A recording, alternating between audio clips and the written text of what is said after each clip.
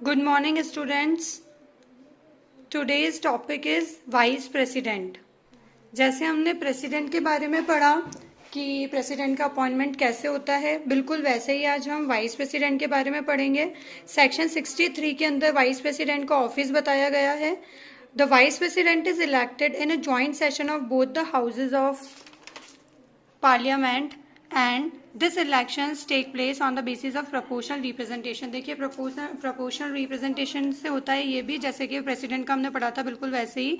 Bye means of single transferable vote, same चल रहा है जैसा प्रेसिडेंट का था वैसे ही। थ्रू सीक्रेट बैलेट, देख लीजिए कोई भी इसके अंदर आपको चेंजेस नहीं दिखाई दे रहे हैं, सिवाय इसके कि इधर both the houses of parliament दिया हुआ है। स्टेट लेजिस्लेचर के जो मेंबर्स हैं वो इसमें गिवन नहीं है। ठीक है, सिर्फ ओनली डिफरेंस हमारा यही आया है यहाँ पे। Following are the qualifications required to become a vice president. बिल्कुल जैसे हमने प्रेसिडेंट बनने के लिए जो क्वालिफिकेशंस रिक्वायर्ड है वो पढ़ी थी, वैसे ही हम इधर वाइस प्रेसिडेंट के टाइम में भी पढ़ेंगे। देखिए आप है ना, चाहें तो इनको ऐसे कंपैरेटिव फॉर्म में भी याद कर सकते हैं, जैसे हमने लोकसभा और राज्यसभा के टाइम पे भी की थी। देखिए हमने यहाँ पर क्वालिफिकेशंस देखी थी, ये प्रेसिडेंट की है कि सिटीजन ऑफ इंडिया हो, 35 ईयर्स हो, और कौन सी और क्वालिफिकेशंस होनी चाहिए जो लोकसभा के मेंबर्स के पास होती है। ठीक है, अब बात करते हैं वाइस प्रेसिडेंट की। तो सिटीजन ऑफ इंडिया सेम चल रहा है, minimum 35 years of age same चल रहा है। यहाँ पे जो ओनली डिफरेंस है वो क्या है, राज्यसभा। देखिए देख पा रहे हैं आप। ठीक है, तो कौन सी क्वालिफिकेशंस होनी चाहिए, राज्यसभा का मेंबर बनने के लिए जो क्वालिफिकेशन रिक्वायर्ड है वही वाइस प्रेसिडेंट बनने के लिए भी वही सारी क्वालिफिकेशंस रिक्वायर्ड है। ठीक है, बात करते हैं रिमूवल फ्रॉम ऑफिस की। तो इनका भी टेन्योर 5 ईयर का होता है प्रेसिडेंट की तरह ही, बट ही कैन वॉलंटियरली भी रिजाइन। बिल्कुल जैसे प्रेसिडेंट अपना रिजाइन कभी दे सकते हैं, बिल्कुल वैसे ही ये भी अपना रिजाइन अपने टेन्योर से पहले दे सकते हैं, है ना।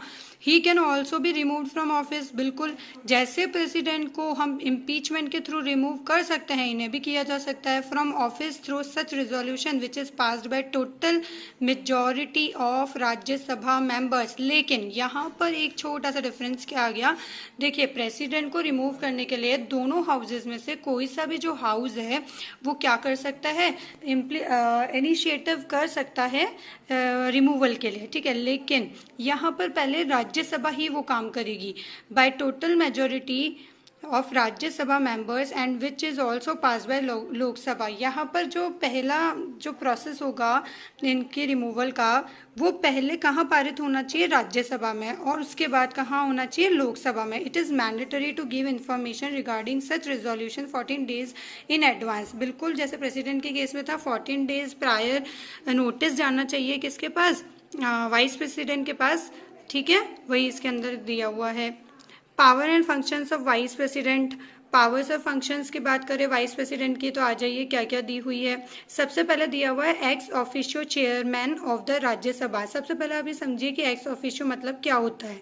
देखिए मैंने यहाँ लिखा हुआ है, मैं आपके लिए पढ़ भी देती हूँ। A position someone automatically gain because of another job और position is she already holds.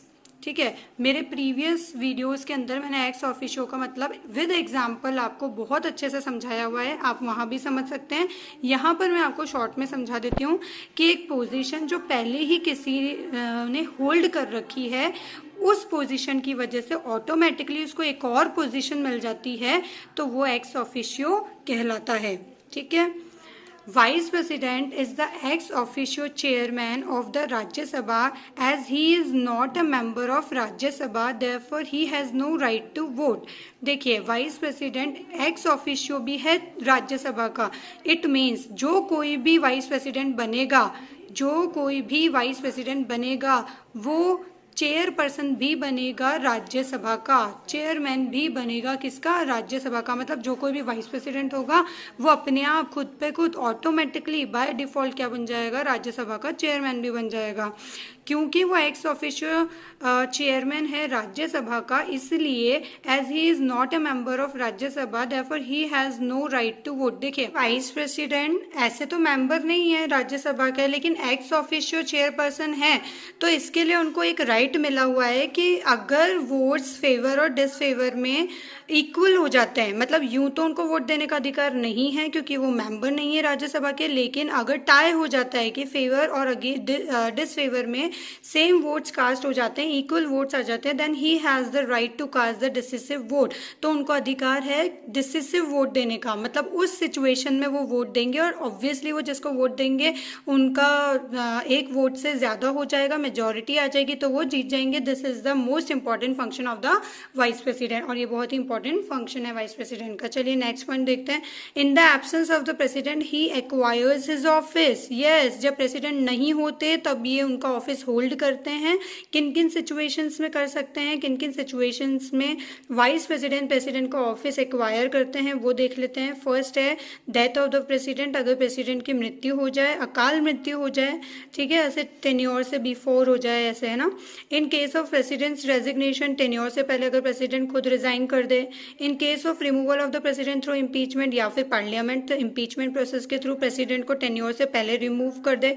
Due to the president being incapable to fulfil his responsibilities due to illness और in case of foreign visit. देखिए अगर president incapable हो गया है, यानी कि असक्षम है अपनी जिम्मेदारियों को पूरा करने से क्योंकि वो बीमार हैं या फिर वो विजिट पे गए हैं, फॉरेन विजिट पे, तो उस केस के अंदर भी वाइस प्रेसिडेंट उनका ऑफिस होल्ड करते हैं।